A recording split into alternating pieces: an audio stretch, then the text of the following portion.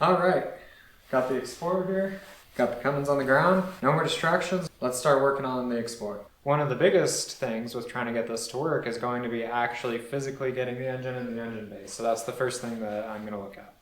I would like, if at all possible, to make sure that this valve cover is not covered up by anything under the engine bay so that I could actually work on the thing if I needed to. So the valve cover is 27 inches. The back of the cylinder head to the front of the fan is about 37 or 38 inches. And then if I go from the firewall to the fan shroud here, we're just over 30 inches. So there's definitely some room I'm gonna have to save. What I would really like to do is use the radiator support from the Dodge, since that one will fit the intercooler, the radiator, the condenser, and all that real nice and neat on here. Because I'm a few inches short, in order to make that thing fit in here, I'm either gonna have to sit it further forward in the car and move the front of the car forward, or I'm gonna have to sit it further back in the car and cut the firewall and push it back more. Now you can see here all the parts that I have collected for this build pretty much. Got the Explorer, got the Cummins, and I've got an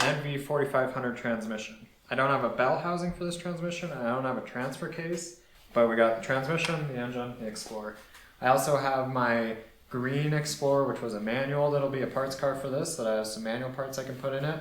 That's everything I have together. The biggest things I need are a bell housing and a transfer case. First thing I'm gonna do is try and get the front clip and the fenders off and take a look at what we're working with.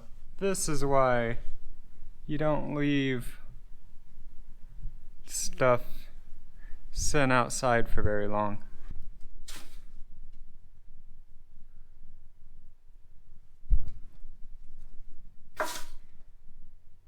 I guess that's one good reason that it's cold outside right now. No bees. How do you guys feel about the blue interior?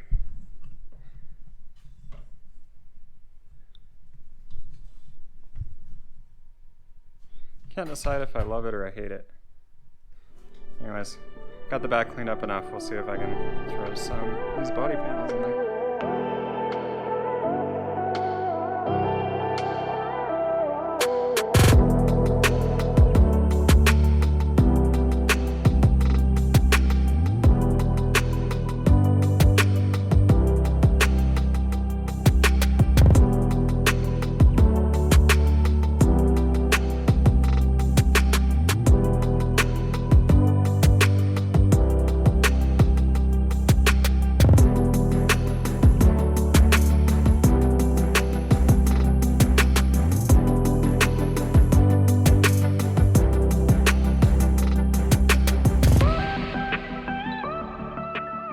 Alright, this is not what I wanted to find at all when I took this apart.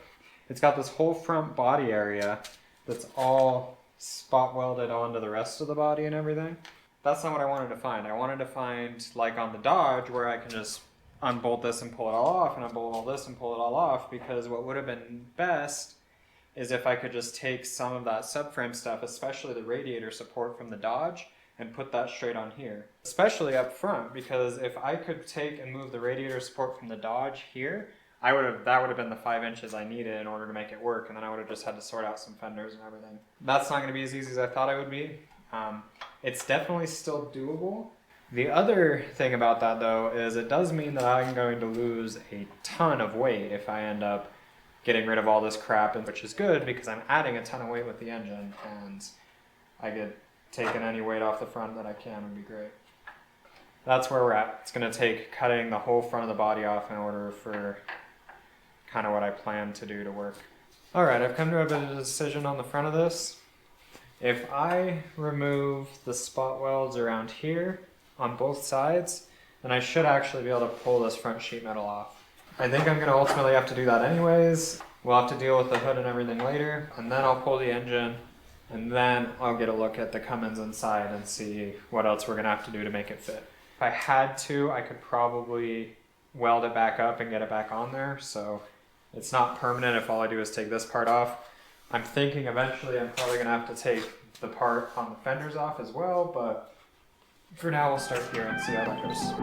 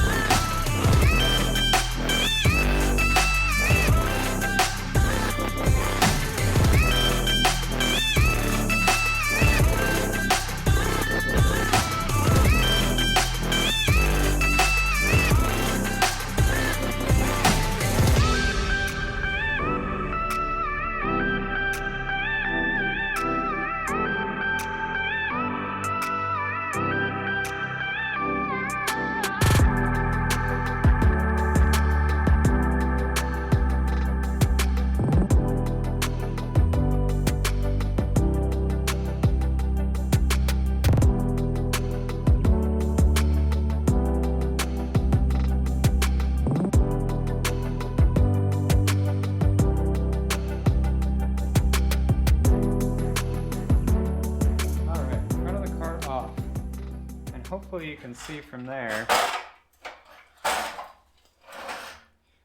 the edges are a little banged up from doing that, but they're not that bad. The only thing I destroyed was the battery box, but if I had to put this back together, I could do that. But the idea isn't to put it back together how it was. I want to get a few more inches out of it, so we'll see what I end up doing for the front of this car. But now that this front clips off, what I want to do now is get that engine out of there, and I want to just test fit the Cummins in there. Now, I don't have a bell housing for the transmission, so it's not going to be perfect. I imagine there's still going to be some cutting on the firewall and stuff, but at least that'll give me an idea. So it turns out this has refrigerant in it. And not only that, it has R12 in it. Same mistake I made with the Dodge, I made with this. I need to put this back on a trailer, go get the refrigerant evacuated, and can't believe I made that mistake twice. And the issue is that it doesn't have a rear axle under it, so I'm gonna have to go rob a rear axle, probably off of the Dodge, steal the rear axle out of that truck, put it under this, put it on a trailer, bring it to a mechanic, get the R12 evacuated, bring it back here. I'm never going to make that mistake again. Anytime I have a car on a trailer, I'm going to make sure it doesn't have refrigerant on it before I pull it off the trailer.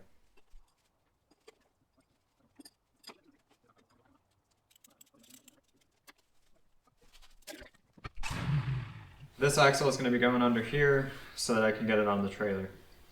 And I've since learned that the Dodge axle is a Dana 70 and it's got 354s in it. So it's a really interesting axle. It's full floating. It's really beefy. It's got those big old drums on it.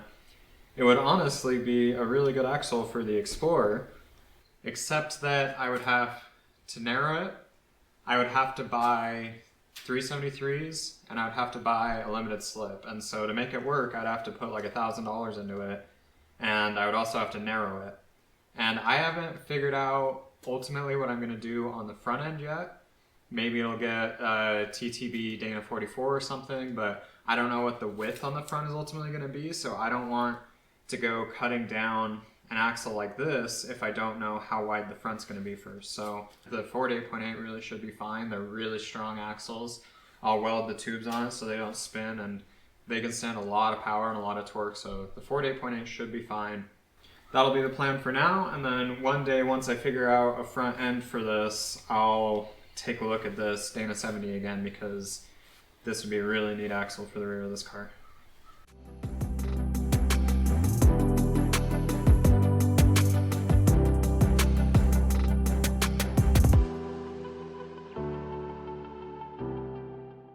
That side looks like it was made for it.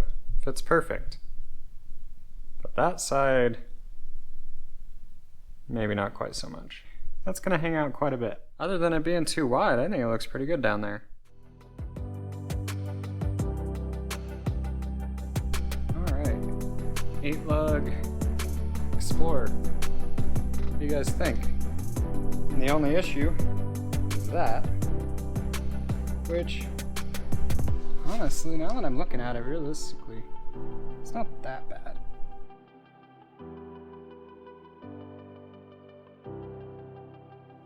Alright, we got a rolling chassis.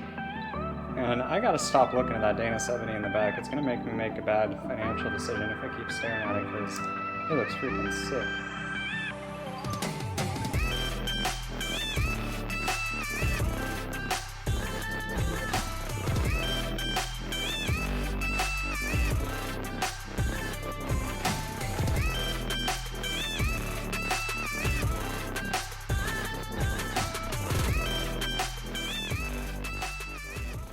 Now you can see all this AC stuff still hanging off the side here. And the reason why is because I brought it to Ford and I paid him $100 to suck all the R12 out of it. And when I brought it back and got it off the trailer, there was still refrigerant in it. So the only thing I can think is that the kid who did the job just didn't put the machine's fittings down all the way. So he was just sucking down his own hoses rather than sucking down the system, but thanks, Ford. Alright, I got both these engines sitting on the ground. I want to do a quick comparison of them. You can see there's quite a big difference in the size of these two engines.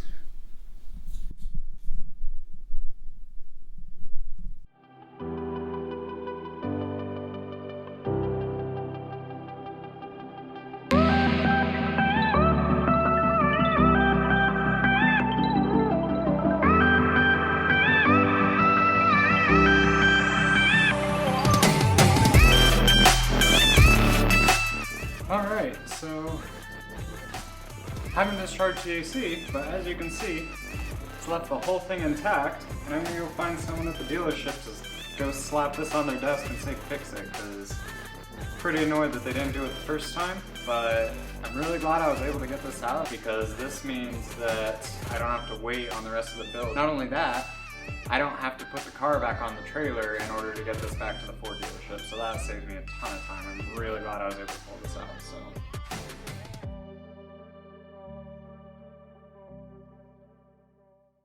Well, I'm glad I opened that up, because that is just a rat's nest, so I'm thinking that the turbo for the Cummins is going to sit right about here where the AC box was. That might actually be the hardest part about getting that engine in here, I'm realizing, is relocating the condenser. Because with that condenser relocated, everything else might actually fit decently well, but let's get the Cummins, bring it over here, and take a look at it, see how bad it's going to be.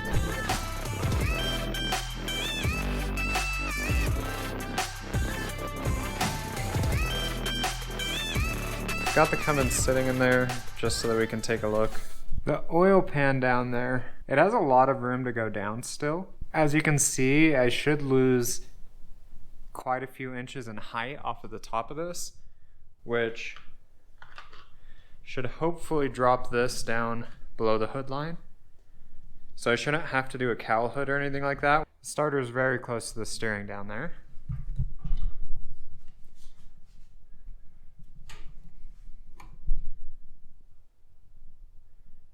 You can see that the starter is very close. Also, the bell housing is touching the firewall right there. I'm obviously running pretty low on room right there as well. But once again, I should be able to move it quite a few inches downwards, and that'll help with room. The two places where I'm going to have an issue are, one, the transmission tunnel. There's definitely going to have to be some clearancing there, and I might even have to do a small body lift so that I don't lose all of my passenger's footroom and my own footroom trying to make it fit. And then the second place is right here on front. So the heights and everything are fine, it's just the length that's the issue, so we need to clearance out the transmission tunnel and possibly a body lift, and then I need to be adding space here.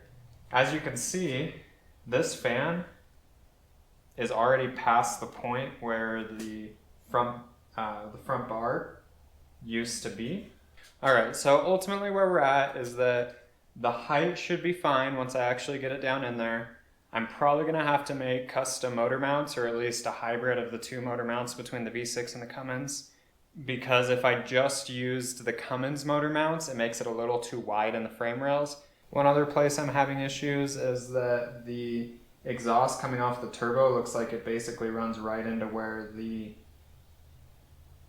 AC, all the HVAC stuff is, so I might have to make a custom HVAC box or figure something out there. I think at most what we're going to have to do to make it fit is maybe a small body lift, some clearancing of the transmission tunnel, and then rebuilding the transmission tunnel either out of sheet metal or fiberglass. And then on the front, same thing with the fenders and hood. They're going to have to be stretched a couple inches, and then I'm going to have to, the way I'm going to do that is either with sheet metal or fiberglass. I'd really like to get into fiberglass because I've never done it before.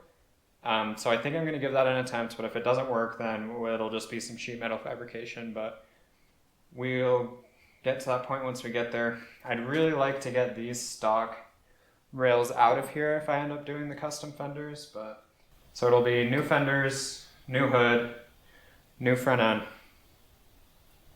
and new transmission tunnel. And that's what it should end up taking to get this Cummins into this Explorer. Next video, I mainly want to get the body off the frame and start the fabrication, everything on the frame. In order to do that, I really need to get a bell housing and a transfer case so that I can know exactly the dimensions of the drivetrain and everything and fabricate all those custom mounts. So hopefully next video you'll see the body coming off of this Explorer. If you've never seen a body coming off of a frame, then hopefully it'll be interesting.